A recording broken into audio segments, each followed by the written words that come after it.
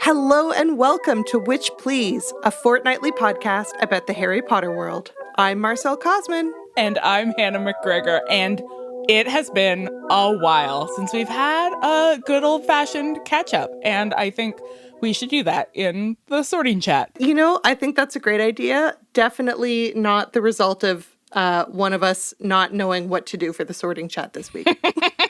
Well, Marcel, you have to go first then, so tell me what's new with you. No, it says right here in the script. You're so right, Hannah. How are you? What have you been up to? It's been a weird summer, hasn't it? It has been a weird summer, but what's new with me is that it is currently early August when we are recording, and today was my first day back at work.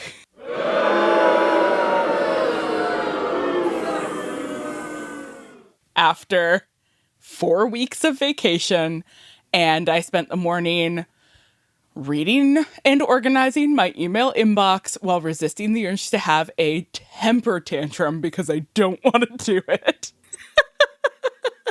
And that's my sort of inside view at what your professor is secretly going through. Oh, that's so good.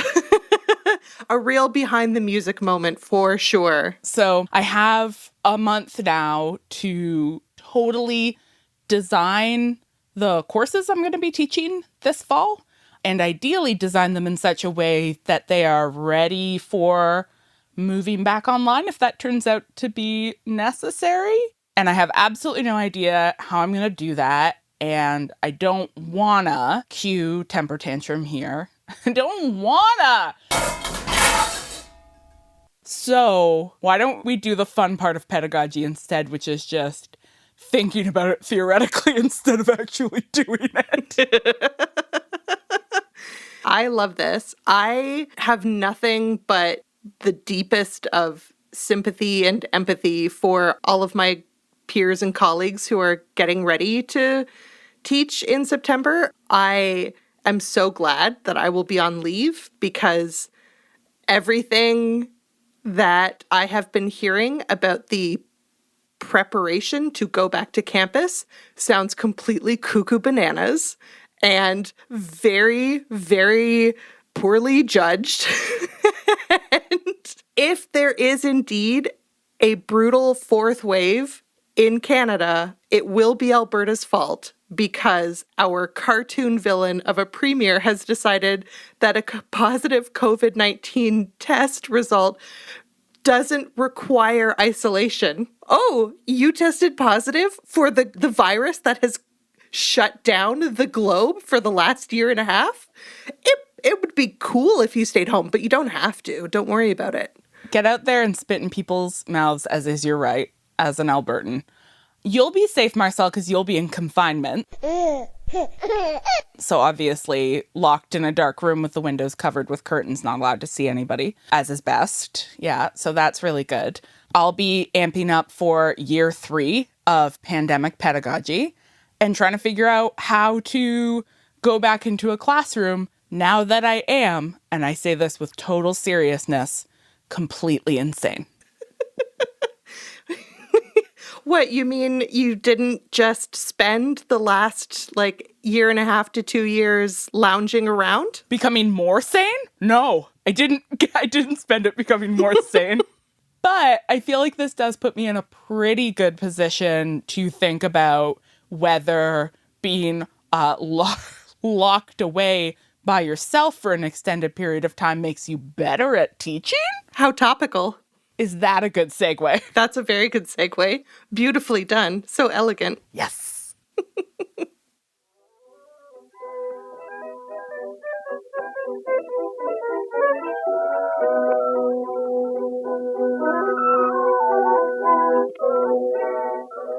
Well, while we are amping up for this ambivalent autumn, we can just slide right into revision, the segment where we go back over our notes and get ready to learn some more.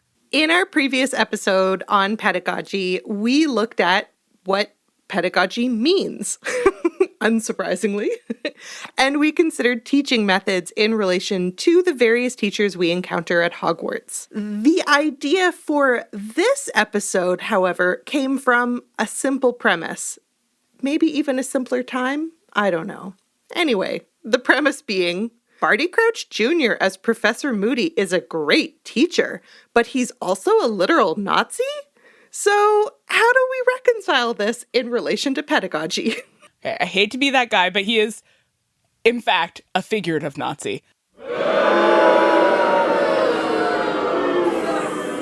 But otherwise, I am with you. You know what? I deserve that because I nitpicked about sentient in our last recording, and this is fine. Yeah. So, I'm really interested in this conversation about the quality of Professor Moody's pedagogy. But we should probably start with a quick review of what pedagogy is. So, we did an episode on pedagogy as part of our discussion of Book 3, Harry Potter and the Prisoner of Azkaban. In that episode, we defined pedagogy as referring to the way you teach and the philosophy behind your method. We also noted that there are a lot of different styles of pedagogy because there are a lot of different ways of teaching and a lot of different types of learners. And we kind of took an overview of these different approaches to pedagogy and these different types of learners by placing various Hogwarts teachers on a character alignment chart based on their teaching styles. It was pretty whimsical. It was very whimsical, yes. The character alignment chart, in case you've forgotten, comes from Dungeons and Dragons. It's a tool to help identify a character's relationship to good and evil, as well as law and order. Yeah, and we tried to sort of redefine what we think of as good and evil and law and order in the context of the classroom. So we put Remus Lupin in the category of neutral good because he prioritizes his students' well-being in both his teaching and his enforcement of Hogwarts rules. Whereas we put Hagrid in the category of chaotic neutral because he really wants to impart his knowledge and love of magical creatures to his students. But his choices also just happen to kind of put students in danger sometimes. But not on purpose. Unclear. Anyway, Marcel, will you remind me where we placed Barty Crouch Jr. masquerading as Professor Moody on this alignment chart? We put Barty Crouch Jr. masquerading as Professor Moody in the category chaotic good because he seems to genuinely want to prepare the students for the real world.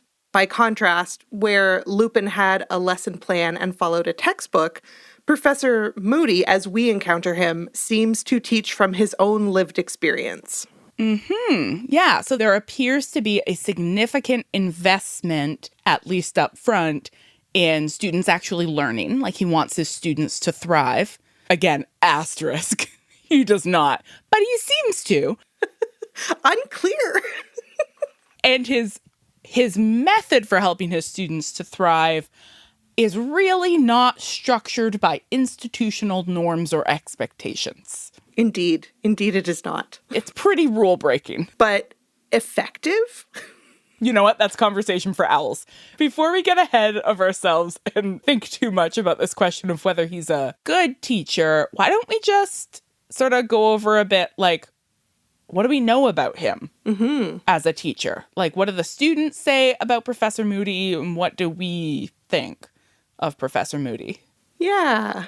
So all of the students who Harry is friendly with seem to think that he's pretty great. And so, you know, as we know, Harry can only be trusted so far as our narrator. So all of his opinions kind of need to be taken with a grain of salt. But at least insofar as we hear what other students think about him, he's a pretty good teacher. Yeah, I think that has a lot to do with the fact that his class is really practical and applied. And I think that's both sort of Harry's bias because he is a student who learns better through doing than he does through reading.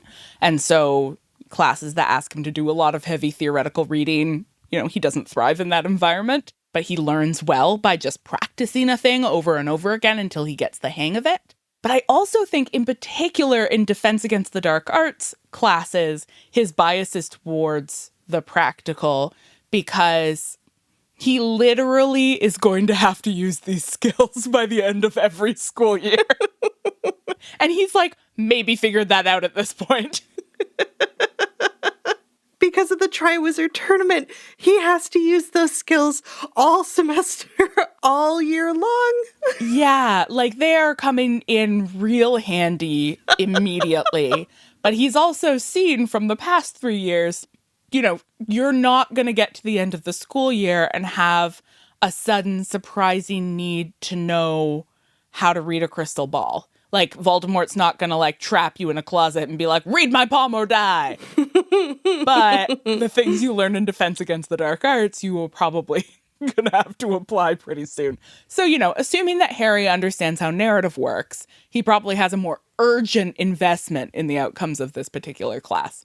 So I get why that attention to, like, almost a sort of brutal practicality would make the students like his class. Mm-hmm. I also think that he is, in some ways, an unusually attentive professor. I think we have a lot of examples of professors who don't seem to be paying very close attention to, you know, how what they're doing impacts the students, to what's going on in the students' own lives.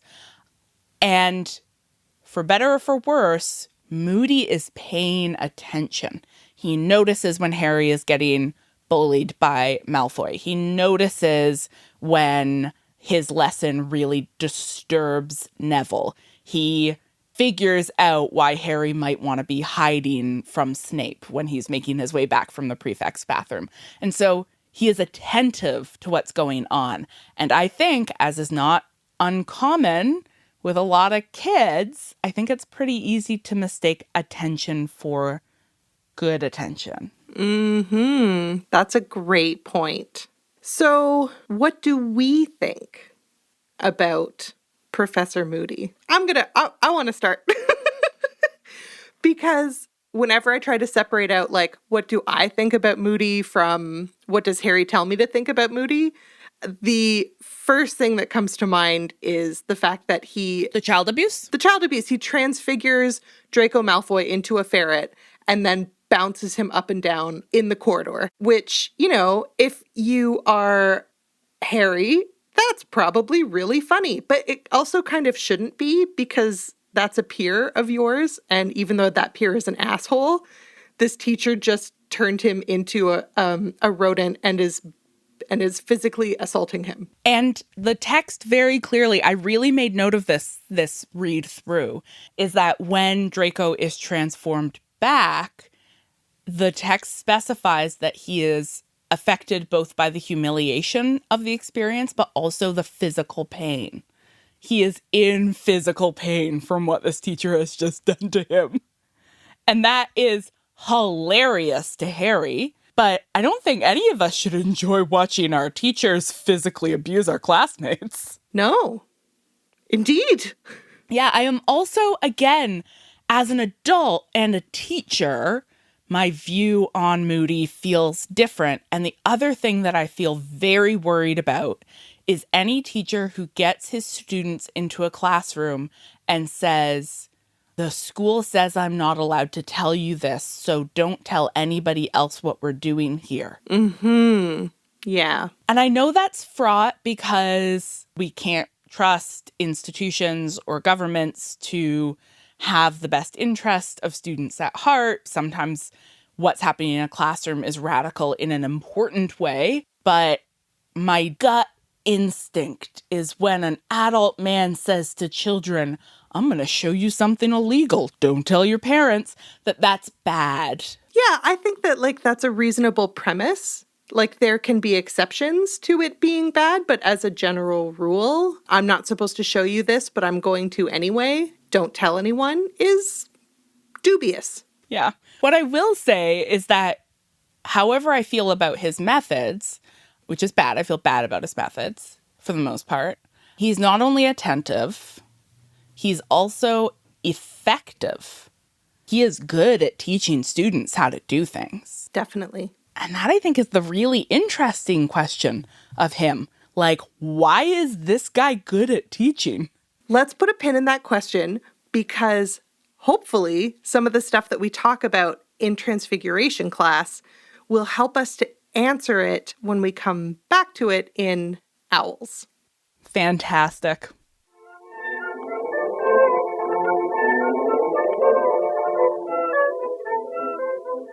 Confusingly enough, we're now going to learn about how people learn by discussing Defense Against the Dark Arts in Transfiguration class. I love how meta our segments get when we are doing episodes about pedagogy. I have the word meta in the script later on, too, so... Oh, that's exciting. Marcel, before you get into the theory here, I think the listeners will want to know a bit more about the book you read for this episode. Yeah, this was a weird coincidence. You know how sometimes you'll buy a book that you think looks really interesting, but then also forget about it for like years? Yeah, every day. I picked up this book about pedagogy because I thought that it might be useful in thinking about and figuring out my own pedagogy, but obviously I never read it. But the universe works in wild and wacky ways because for some reason I happened upon it after we decided to do an episode on pedagogy focusing on Professor Moody. And the title of this book, dear listeners, is Pedagogy, the Question of Impersonation. So it seemed relevant. It's relevant if it is a book about how we become better at teaching when we're in disguises. Is that what it is about? Yeah, kind of.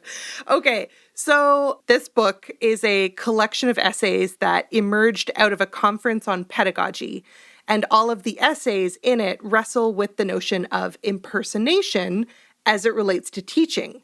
So unlike our last episode on pedagogy, where we talked about a variety of different teachers and their teaching methods, today we're going to focus on the idea that teaching itself is always a performance and that the teacher is always a role or a masquerade.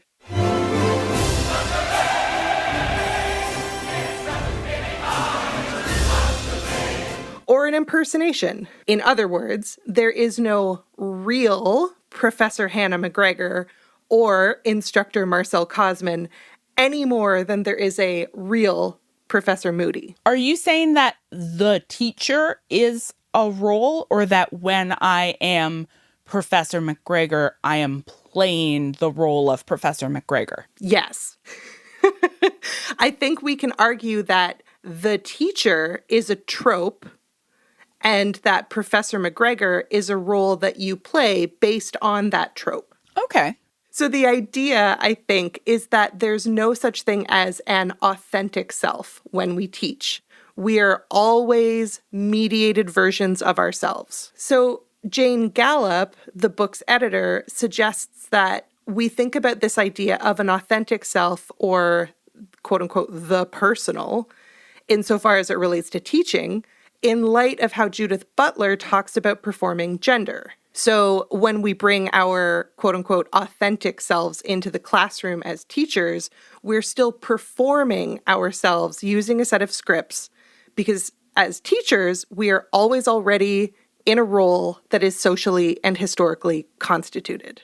Okay, this makes sense that whether we are trying to fit into or subvert the trope of the teacher, we're still sort of circling around it, right? So whatever the performance is, it is a performance, like what Butler says about gender, that the ways that we perform gender are based on social and historical contexts of what constitutes those genders. So whether we're trying to sort of conform to them or resist them, we're still engaging them. Mm-hmm. Precisely. And those contexts are like deeply culturally and historically specific. So like what our culture considers masculine or feminine changes over time. This is my favorite example, is the historical shift in the color pink, which used to be used to dress baby boys because pink was close to red, which was a more masculine color, and blue was like the color of the Virgin Mary. And now it's totally the opposite, and you dress a boy in pink and people are like, what are you doing to your boy child? Yes. Ruining. So it's like we're making these choices about our genders and our gender performances, but we're basically choosing from like maybe a set of predetermined options, or like we're choosing in a way that is going to be read according to current scripts. Mm-hmm. So it's like you're never choosing in a vacuum. You're never performing your gender in a vacuum. You're never performing your identity in a vacuum. It's always in this context that is shaping it and framing it. Yes, exactly. All right, so I see how this fits with the idea that as teachers, you know, we can be being our authentic selves, quote unquote authentic, and at the same time be like playing the role of teacher when we teach. So how does that connect back to teaching as impersonation? Yeah. So Gallop explains that, you know, the whole premise of both the conference and the book was supposed to be an exploration of the relationship between pedagogy and the quote unquote personal. But a through line about impersonation became, in her words, surprisingly appropriate and more effective for unifying the various papers and conversations. Love a surprise emergent theme. Yes, exactly. Over the course of the various chapters in the book, we come to see that impersonation allows us to think about performing our roles as either teachers or students or both, for those of us who have been student teachers, as well as about the kind of nefarious parts of teaching, so like the social engineering and monitoring that occurs under the guise of liberal education, for example. We'll come back to that. Oh, yeah. Yeah, I want to come back to that. I'm really interested in what impersonation and monitoring have to do with each other. Mm-hmm. So in her introduction to the book, Gallop draws on Butler's analysis of gender to argue that in order to understand impersonation, we need to think about performance and impersonation as, quote, constructed somehow other than in opposition to authentic, end quote. I'm going to say that back because it's convoluted. Constructed somehow other than in opposition to authentic. So we don't want to be thinking of impersonation as the opposite of authenticity. Precisely. Yes, that's exactly right. We have to find some other way to think about the relationship between impersonation and authenticity. Similarly, Madeline Gromit's chapter in the collection points out that among the many definitions of the word person, one meaning appears in and of itself to be a dichotomy. So she quotes this definition of person from the OED, the Oxford English Dictionary. Quote, the living body of a human being, either A, the actual body as distinct from clothing, etc., or from the mind or soul, or B, the body with its clothing and adornment as presented to the sight of others. So Grummet refers to this dichotomy as A, flesh, or B, fashion, which I find very charming. Flesh or fashion. She then chooses fashion over flesh to argue that, quote, the personal is a performance, an appearance contrived for the public that enables us to perform the play of pedagogy, end quote. This all makes perfect sense to me. Like, I am absolutely in that school of annoying post-structuralism where I don't think that there is an authentic internal self that can be separated out from our many contexts and interactions and interdependencies and influences. When we are performing a role, it's not like, oh, it's time for me to put on my teacher hat, and then when I take it off, it's the real me. It's like, no, when you are teaching, you are performing teacher. Yes, exactly. And there's a lot of Hannah in Professor McGregor.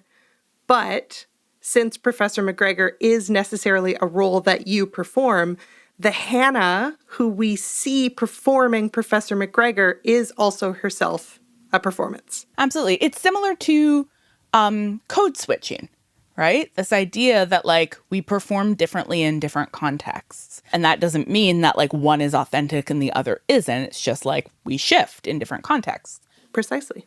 This also helpfully reminds us that like when we enter into the classroom, we are entering into a space that already has like predetermined power structures and hierarchies.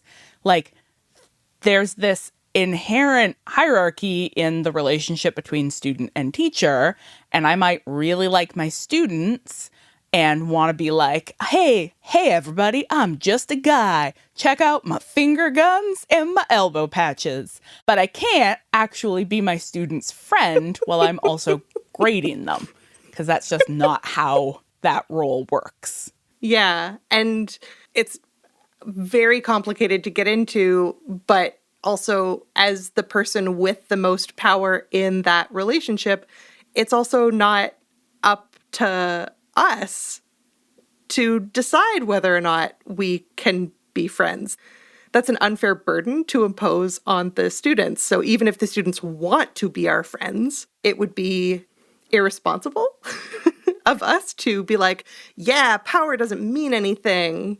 In the structured context of the classroom, right? That a performance that attempts to obfuscate or hide the realities of the institution that we're all operating in isn't a liberatory act, as much as a lot of white male professors would like to pretend that it is, as opposed to like equipping your students with the ability to understand and navigate the nature of the institution through like greater transparency rather than just pretending it's not there. Exactly.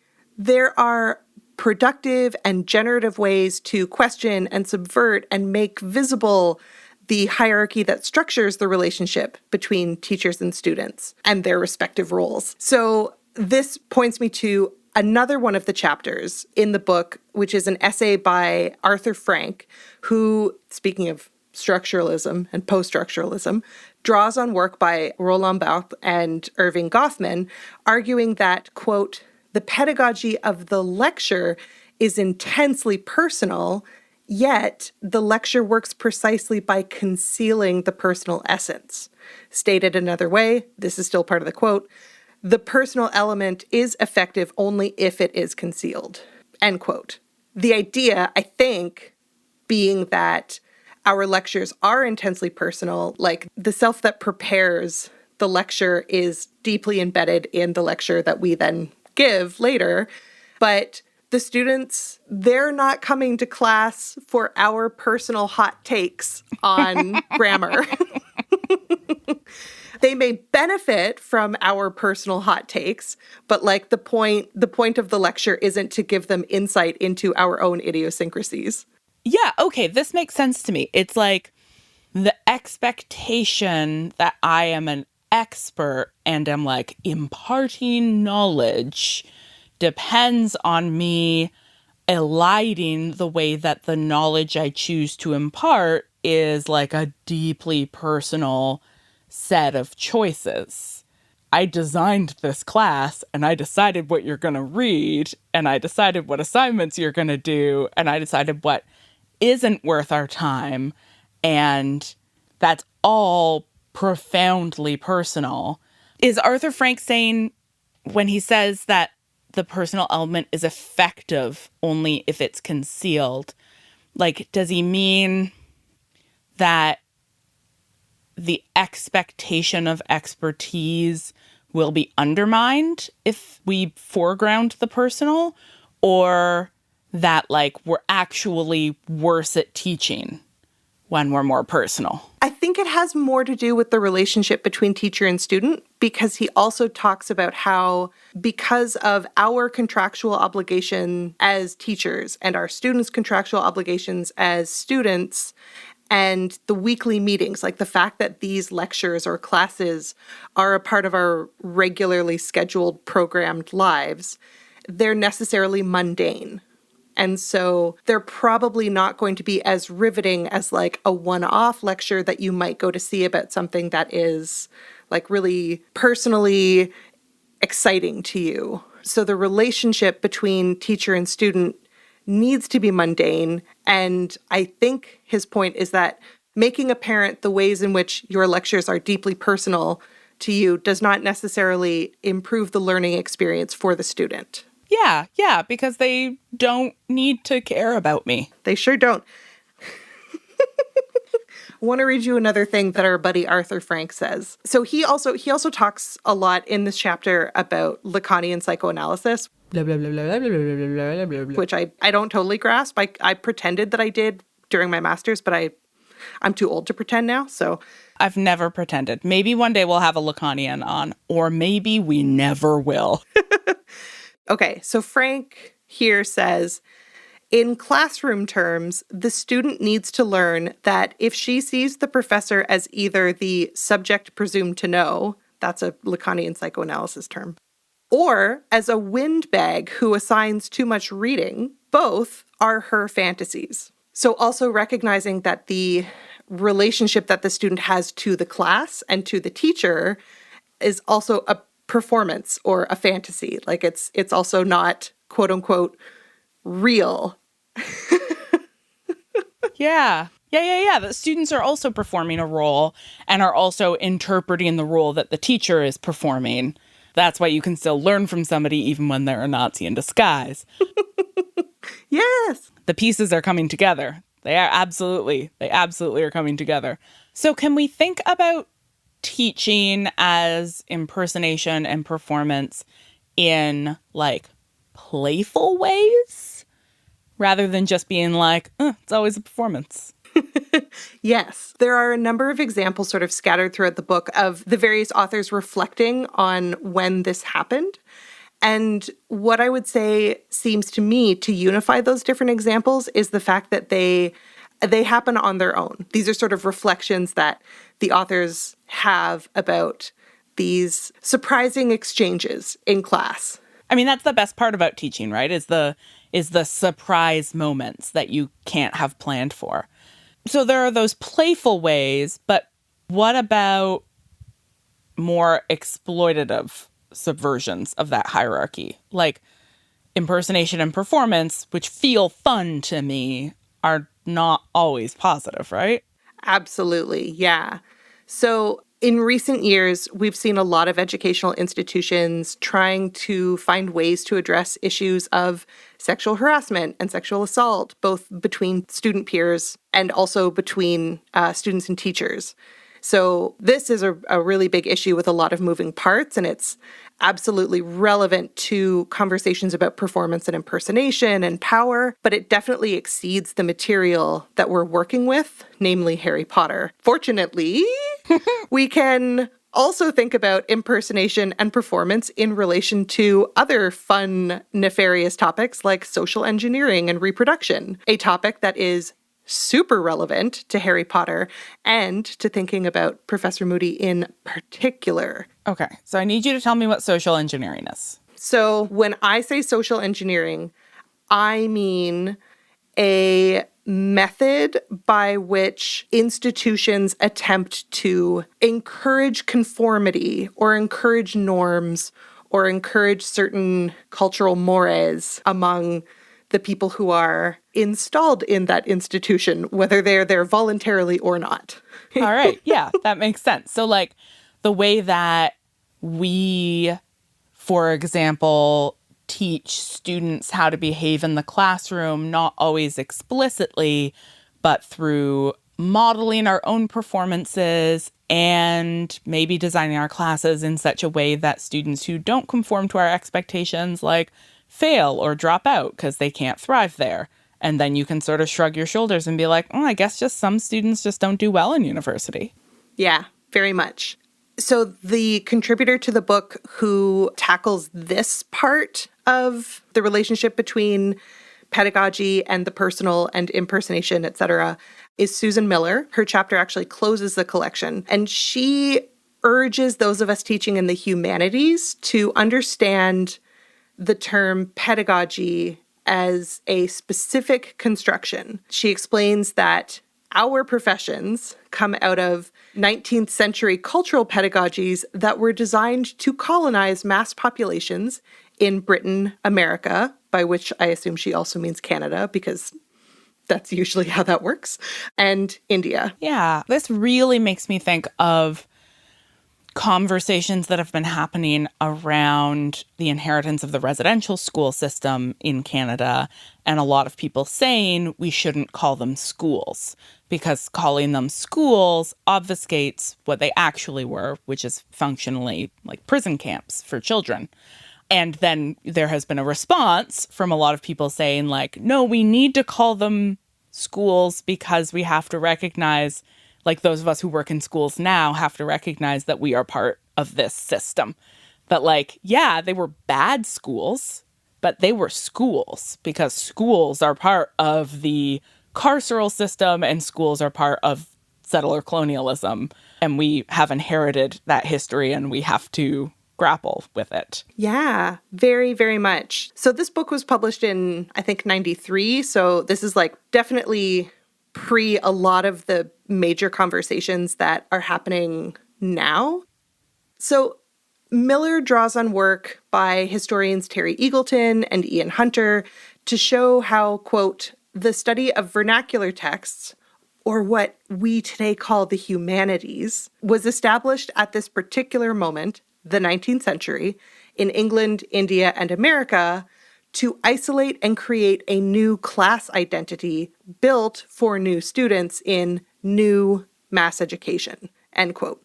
Basically explaining that what we think of today as the humanities and like liberal arts education, etc., is actually the grandchild of a very specifically constructed effort to shape and create an entire class identity. She further explains that the texts that were used to educate this new class were selected specifically to encourage that class's reproduction. So by seeing themselves in these secular texts, the students would be able to see themselves or perceive themselves as having a class identity and then to be willing to reproduce that class identity. Okay, so the class identity we're talking about here is middle class, right? She doesn't say. She doesn't call it the middle class, but I suspect that it's a bourgeois education that we're talking about, like a middle class education that is about having people sort of identify with middle classness. And the reason I say I suspect that is because a lot of literary critics have pointed to how the sort of canonization of certain kinds of literature, particularly certain kinds of realist novels in the English classroom, has been part of a sort of longer normalization of the bourgeois subject as like the definition of the human. And that's how we have ended up with this sort of cultural education that teaches us to identify with like a very narrow kind of subjectivity. And that narrow subjectivity, for the most part, is like middle class or upper class men. You know, this is how we end up with arguments that like Hamlet is a universalist story about humanity, when it's actually about a depressed Danish prince who's mad because his mom got remarried after his dad died. That doesn't feel universal to me. But like this canon ends up functioning in such a way that it is teaching students what to identify with so that they become invested in the reproduction of that identity. Yes. So they're also being taught to impersonate. Yes. I think you're absolutely right. It has to be a bourgeois middle class identity because that class identity becomes the purported foundation of these various democratic countries, right? So it's important to recognize that this pedagogical technology, as Miller calls it, was moral and not in the service of freedom for all, and that its purpose was and is still to replace, quote, the home as the primary civic unit of society, end quote. Because it's easier to control your population when you send everyone to school and you, say the government, are in control of what gets taught in that school system. Mm-hmm. So educational institutes are sites of control and social engineering. And so the versions of the teacher that we are performing are always embedded in these institutions that are invested in social engineering. So because we can't get out of this context, any attempt to pretend as a teacher that we're not in this context and that I am not part of this institution and that I am just your friendly pal is likely to be more harmful than helpful, right? Precisely. Yeah. So Miller really rejects the idea of the personal. She describes the personal as being, and I quote, a particular and specific fiction, which I find very poignant. And she also rejects the possibility of what she calls, quote, relinquishing classroom oppression, end quote, or even the idea that we as teachers can share authority with our students because, and these are her words again, such equalizations reinstate unproblematized portrayals of student and teacher as merely taking roles that they might easily individually forego, because we can't forego them. We are socially and historically constituted, and the students cannot choose to forego them, because if they do, like if a student comes in and is like, fuck you, you're not my mom, they are correct, but they are also not engaging with the material. Yeah, I mean, they're right. I'm not their mom. But this does remind me of one time when a former mentor of mine was arguing that the rise of Me Too and conversations about power and possible forms of harm in the classroom was actually disproportionately victimizing instructors because they were being hyper surveilled by their students for appropriate behavior. And she said that it was a misunderstanding of how the university worked to think that professors had more power than students, and that in fact, students had all of the real power, which is just a wild claim to make. Yeah. In an institution where one person gets to fail the other person.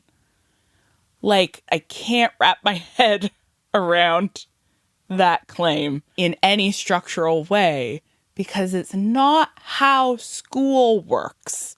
Yeah, I think that's a really nice idea. And if only students weren't going into massive amounts of debt in order to not fail classes, I think that could possibly be an interesting conversation to have. But at the end of the day, one person is making upwards of a couple $100,000 a year. I wish. Well, maybe not you, Hannah, but let me tell you. I mean, this gets really complicated by the identity of the professor, of course. And I think that we have seen some like sinister rise of surveillance, for example, of women faculty, queer faculty, particularly women of color faculty, where students will do things like record their lectures secretly and then, you know, post them on right-wing message boards. So the complexities of power in the classroom are informed by more than just the fact of like the teacher and the student, right? That you are bringing multiple identities into the classroom and that power gets a lot more complex. And I think at the same time, it doesn't belie the fact that the institution itself is structured in such a way that pretending that power doesn't play into those relationships will always be a falsehood. Mm-hmm. I think that there's definitely a reason why it is specifically marginalized instructors who are more vulnerable to these kinds of surveillance attacks than, say, the many, many white male professors who have gotten away with a lot for a long time. And more likely to be the white male professors who want to pretend there's no power in the classroom. Okay, well, speaking of white male professors, do we feel ready to address why Barty Crouch Jr. impersonating Alistair Moody may make such an effective teacher? Yes.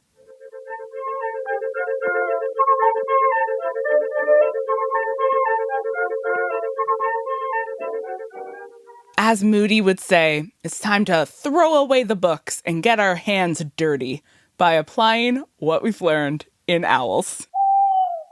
Hands just filthy with owl droppings. Gross. Okay, before we tackle this, I feel like we need to acknowledge that the Goblet of Fire requires an incredible amount of suspension of disbelief. More, I think, than any of the other books.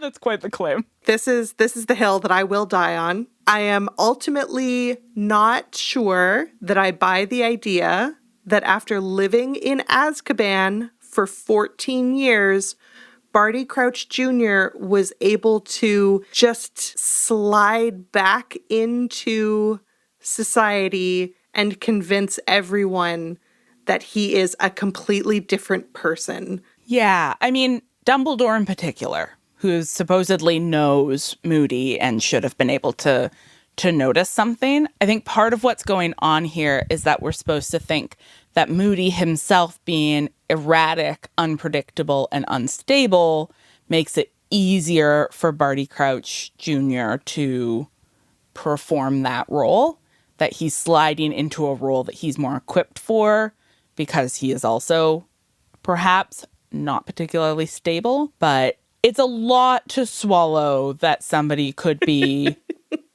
impersonating somebody who Dumbledore apparently knows. And has known for decades. I mean, maybe Dumbledore knew the entire time.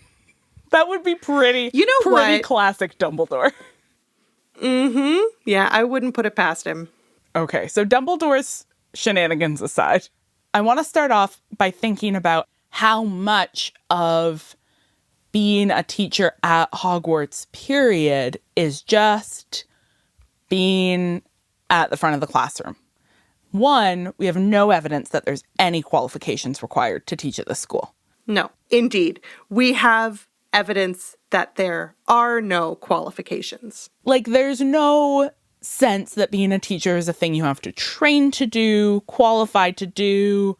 Again, this, we don't see this because it's not part of Harry's journey, but the first time we ever see teachers getting evaluated in any way is by Umbridge, and that is positioned as being an outrageous overreach of governmental authority. The idea that, checking if people are teaching a subject is a, outrageous overreach tells us something about the general standard of pedagogy in Hogwarts. So, on one level, there is just this idea that, he's as good a teacher as anybody else because he's just, stepped into the role of teacher. But I think this idea of impersonation gets us at something a little bit more complex, which is that he is Barty Crouch Jr. performing the role of Professor Moody, performing the role of a Hogwarts teacher. But if he was really Professor Moody, he would still be Professor Moody performing the role of a Hogwarts teacher. And so in both cases, his relationship to Harry and the other students, insofar as he is teaching them, would be a performance or an impersonation. And so even though he is disguising himself with nefarious intentions, the fact that he is impersonating someone doesn't immediately disqualify him from being an effective teacher, because all teachers are impersonating. Yeah, absolutely. You just summed up Transfiguration class in a single thought. So this then leads me to my question, which is a little bit less analytical. Good. I want to know, do we think that Barty Crouch Jr. had a calling to be a teacher? I don't really believe in callings. And I don't think we have enough evidence to know one way or t'other. But is there some sign that he is a good teacher or somebody who is interested in teaching? And so I'm trying to go back to the text here and be like, what are the moments where we see him engage pedagogically? And the moment that really stands out for me, particularly because I think it parallels so well what made Lupin look like a good teacher, is that he cares about Neville, who, like, as our sort of quote-unquote bad student figure, right? It's the person who struggles to learn. How he is treated by professors becomes kind of a litmus test of the degree to which they are or are not interested in teaching itself. And we see Moody, like, caring about Neville, like paying attention to Neville, noticing that he's upset by a lesson, singling him out for being good with herbology, providing him with a book, all of this stuff, right? You know, this brings me back to what I was saying in revision about attention, which is that Moody does a pretty good impression of a good teacher. Mm-hmm. Yes. Lupin also does a pretty good impression of a good teacher. So what's the difference here? The difference is what they're using that impression to accomplish. Right. Lupin is using that performance of attention, that performance of interest, in order to understand his students better and try to ensure that they learn things. Mm-hmm. Moody is using that performance of interest functionally to groom students. So he is using his position to manipulate students, to inform their behavior in a way that is ultimately aimed at harming them.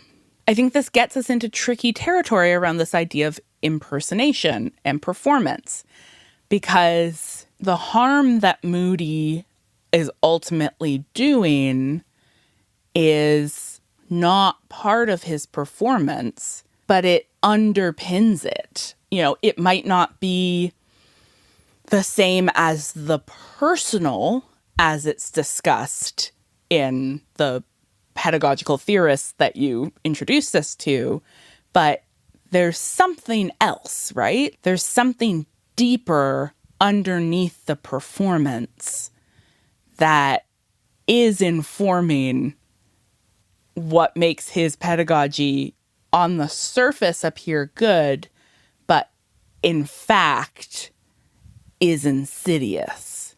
So what this is making me think of, Hannah, is a conversation that you shared with me, conversation that you had with your friend Bart, who was remarking about how much longer than necessary Moody's whole endeavor was to get Harry to Voldemort's cauldron of trouble, we'll call it.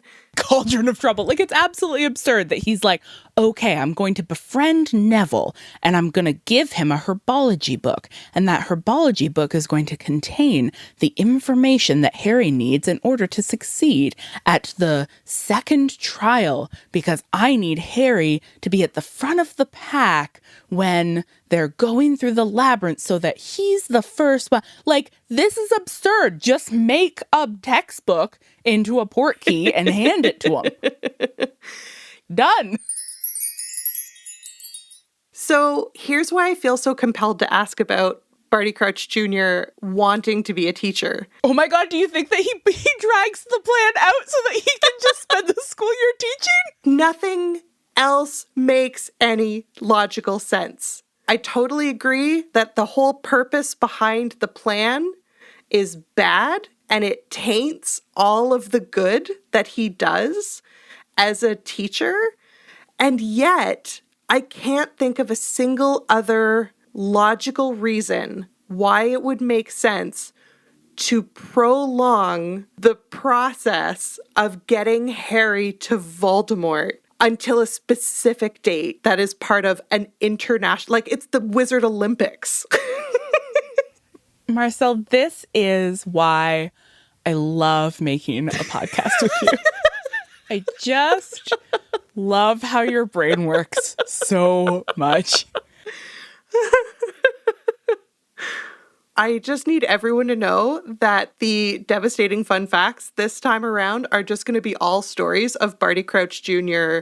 in Azkaban, like teaching his cellmates various texts. Okay, I love this theory for a lot of reasons, both because it accounts for what I think is a really significant narrative gap in this book, but also because it helps to make sense of Barty Crouch Jr. / Moody as a character in a way that doesn't reduce him down to just being a sort of over-the-top comical villain. Like, we don't have to believe that everything he does is bad because he's bad. And I think that that framework of thinking about performance can help us, again, answer that original question, like, how is this terrible figurative Nazi kind of an effective teacher in some ways? Because he is a complex character, but also because you can be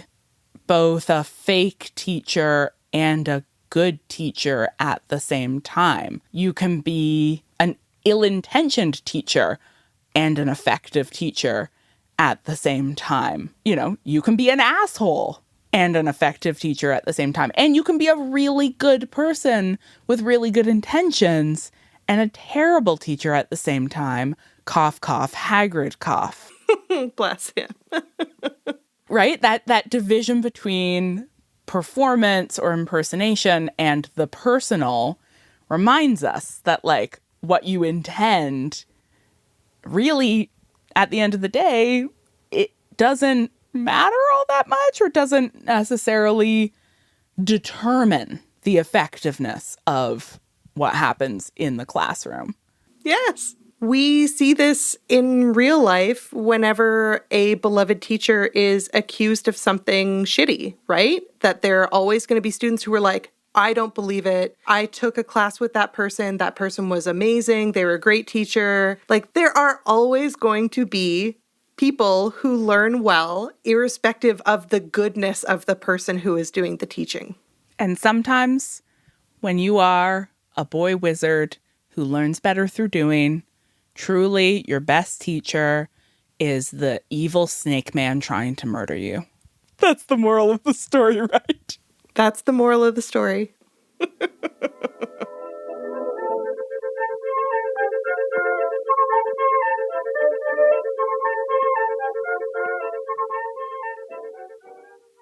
Thank you, witches, for joining us for another episode of Witch Please. You can find the rest of our episodes by heading over to notsorryworks.com or, of course, wherever podcasts are found.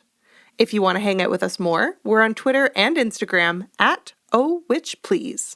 Witch Please is produced in partnership with Not Sorry and distributed by Acast. Special thanks to Not Sorry for having us and to our producer, Hannah Rehack, aka Coach. Thanks, Coach. If you're into the podcast, why don't you let us know by dropping a review on Apple Podcasts? At the end of every episode, we'll shout out everyone who left us 5-star reviews. So you've got to review us if you want to hear Marcel artfully rearrange her vocal cords to produce something that sounds like confidence. Well, thanks this week to Gcamp and to Emma D. Friesen. I'm going to make your pronunciation of that first username my new ringtone. If you want to hear even more from us, don't forget to head over to patreon.com/ohwitchplease to check out the many exciting forms of bonus content available to you. Special thanks to everyone who supports us on Patreon for making this whole project possible. Without you, we would literally not be doing this. So who saved whom? On our next episode, we're continuing our discussion of Harry Potter and the Goblet of Fire with a whole new focus. But until then, later, witches.